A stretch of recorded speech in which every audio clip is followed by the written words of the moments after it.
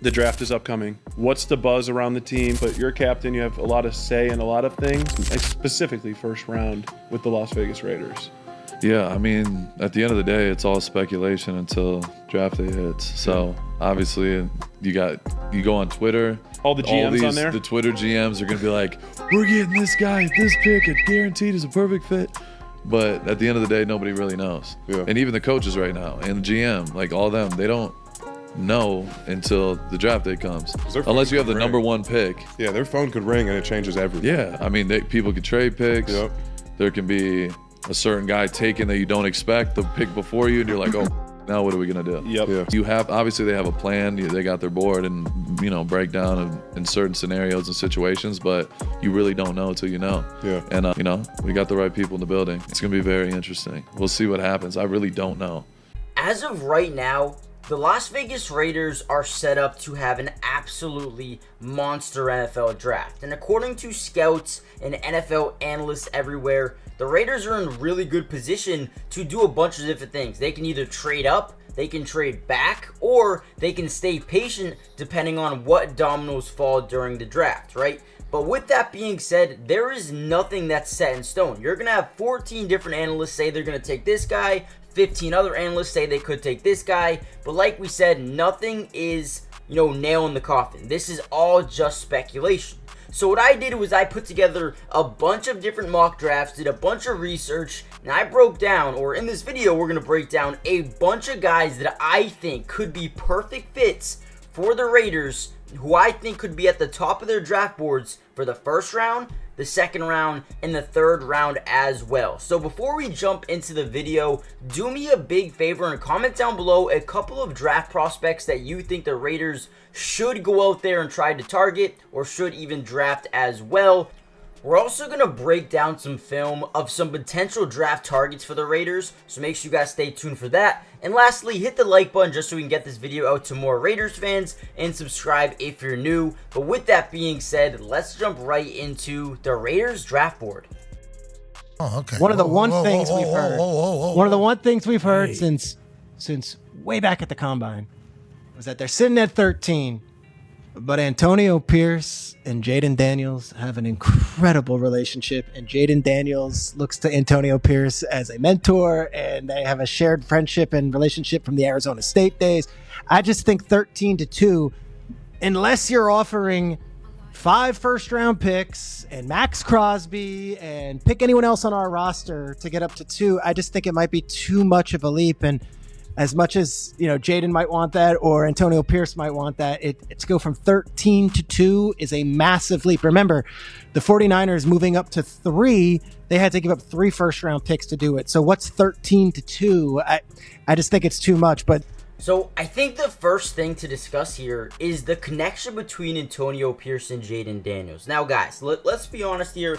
This most likely will not happen. The Commanders had the number 2 overall pick, and there's a lot of guys like Adam Schefter, specifically saying that, hey, go lock in, go get your Jayden Daniels Washington Commanders jerseys, because it's pretty much gonna happen, right? Now, I guess there is a potential chance that it doesn't happen, and if it doesn't, I could see the Patriots getting him at 3, or definitely not wanting to trade back at all. So, I mean, I don't know.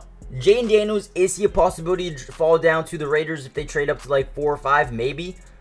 But it's going to be really tough. This is my dream scenario for the Raiders. Go get Jayden Daniels if possible, but don't think it's going to be possible. But let's quickly get away from that, because I don't want to, sit here and talk too much about something that may not even be possible. Now, the second best scenario for the Raiders in this year's first round is Michael Penix. Now, there is almost no doubt in my mind he makes it to the Raiders at 13 if they do want him. Now, you're talking about a guy who, if he wasn't in this year's draft class, 1 or 2, if he didn't deal with injuries over his first couple of seasons in Indiana, this might be the consensus number 1 draft pick of this year's NFL draft class, even with a guy like Caleb Williams. And I'll tell you why.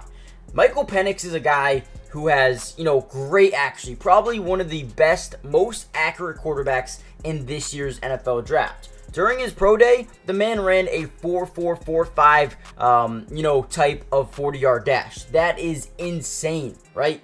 He sacked just 31 times over his last 1,700 career dropbacks. Someone who is really shifty in the pocket. He is fearless when it comes to attacking, far sideline, putting it in a bucket, right? Putting it in a crate. This man is a monster when it comes to accuracy. His ability to flick the wrist and send it 50 yards down the field with no effort, insane, right? He slides away from pressure, can read pre-snap pressure. This man can do everything you want. And I'm telling you right now, if it wasn't for those injuries, he would be the consensus number one draft pick, number one quarterback in this year's draft class. And the Raiders could get him at 13. Now, again, a lot of people are concerned, what if he gets injured? What if he misses some time? Guys, he hasn't been injured in over 2 seasons, okay? People are using that injury history as an excuse, but I think the talent is way too good to pass up on Michael Penix with their first overall draft pick if he's there. Now, obviously, if the Raiders have faith in Aidan O'Connell, have faith in Gardner Minshew, and don't really want to go quarterback in the first round, they could easily go in a couple of different directions, right? You can go O-line. I think they will do that specifically maybe in the second round. We'll talk about that in a second. But also, defensive back.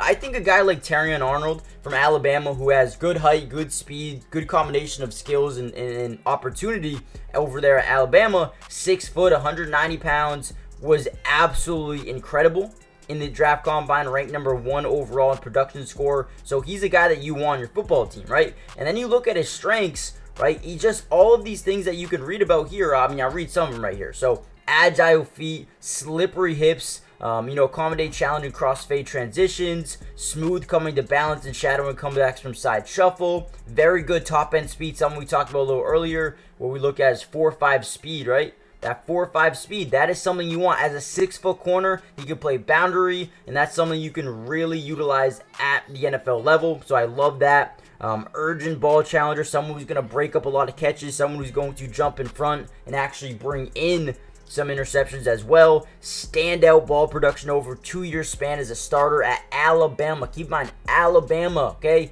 A lot of these Alabama DBs, they can tend to turn into something really good at the NFL level. So, look at Marlon Humphrey, for example, right? Works through blockers and gets after as a tackler. This is one of the biggest things, okay? Now, why is this a big thing for the Raiders? They need tackling corners, right? Last season, the Raiders, struggled in a lot of different spots, but specifically in terms of yards allowed per carry, right? They need someone to be able to come up as a DB and make a hit, make a tackle, just bring them down, right? They also rank number 26 in completion percentage allowed and number 17 in interception percentage. They need this man, Tyion Arnold, and to get him in number 13 would be a steal. They have him as will becoming a good starter within 2 seasons. I have him as becoming a very good starter in a couple of seasons. I think this would be a great pickup. Now, let's say the Raiders actually do one of those things. Let's say they take a quarterback, Michael Penix, or trade up for Jayden Daniels, or even get a guy like Tyion Arnold, right? I think the next thing they need to do is shore up their offensive line no matter what in the second round. And this man right here, Jackson Powers-Johnson, is someone who can come in here and be a day 1 starter at the center position. Now, at the end of the day, I don't think they really need him right away. They do have Andre James, who they love, but this is a guy in Jackson Powers who is extremely versatile, can play anywhere in the interior of the line. I think he could play guard. I think he could play, listen, in 2021, the man played left guard, right guard, defensive tackle. He moved in between both. He also played 12 games in 2022 with 1 start at right guard. So again, very, very versatile. I think he can play anywhere in the middle of the O-line. Also played in a high-powered offense over there in Oregon. I think he's someone that can be big time for this Raiders offense anywhere along the interior of the offensive line, right? They just added Cody Whitehair, Ben Brown. You have Andre James and Dylan Parham. But I think adding a guy like Jackson Powers could be, a difference maker, right? Now, when you look at some of his strengths, he's got really heavy hands. He can really defend that A-gap especially against, those big, beefy nose tackles, defensive tackles. I think right away he could be a threat. Versus a guy like Chris Jones, for example, I think he could be huge. He processes, the gaming fronts with overacting, lunging, which is actually really good when it comes to, offensive linemen. He can jolt defenders with his power, has a rare skill set of, size, speed, power, strength. He's got everything you need for an interior offensive lineman, and to get him in the second round, I think would be a steal. And I think if you go in a different direction, quarterback or even, corner, I think an O-lineman like Jackson Powers could be a difference maker in the second round. Now, let's just say that the Raiders wanted to go offensive lineman in the first round. There's a bunch of them that they could take. I didn't really want to put a certain guy in there because there's so many good ones, right? Now, if they go O-lineman in the first round and want to go quarterback in the second, a guy like Bo Nix could be there. A guy like Michael Penix could be there. Look at this throw here by Bo Nix here, trying to get this crosser route. I mean, look at this unbelievable placement on the football, right? Right away, we're going to see the defender. I mean, they're all over it, right? In the NFL, this is probably a bad read to throw this ball, but at the end of the day, the placement is something that you don't see a lot of quarterbacks being able to do here, and that is a beautiful, beautiful ball placement there by Bo Nix. I think he's a guy that can make plays on his feet. He can, get outside the pocket, make any throw you need him to make, but also is kind of clutch as well. So again, at the same time, I think Bo Nix will be there in the second round, or if you need to trade up to a late first, I think you could do that. But if the Raiders go in a different, position with the round 1 pick, offensive lineman, corner, defense, whatever it may be, I think they could get a solid quarterback even in the second round in a guy like Bo Nix.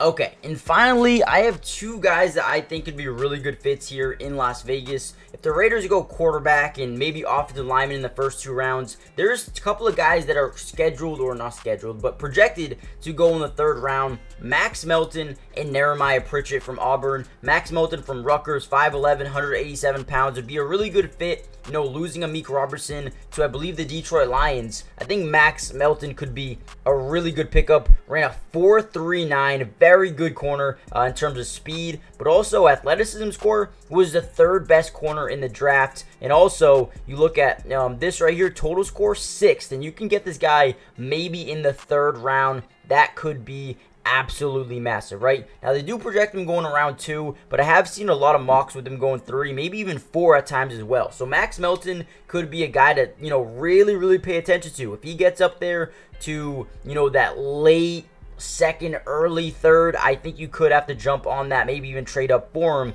at the same time. Now, when we look at his strengths, he can play inside, he can play outside with good size and length. His ability to, slide and slow an inside release from boundary or slot. Listen, a versatile guy who can do a lot of different things. I think this could be a massive pickup. But there's also another guy as well. Now, Jeremiah Pritchett is a guy coming out of Auburn, was really good last year in college. His senior year wasn't as good. A lot of people thought he was going to be a stud and his senior year at Auburn, but wasn't as good as a lot of people thought he was going to be. But at the end of the day, he's a guy I really do like. In the 4th or 3rd, 4th, 5th round, I think you could steal this dude. Obviously, athleticism score really good. He's 6 foot, 190 pounds, just like Tyion Arnold. 4.36 40-yard dash. So again, really, really quick when it comes to speed. He's got good height, good size, athleticism, and strength for a cornerback. I think he could be a very good either backup or turn into a day 1 starter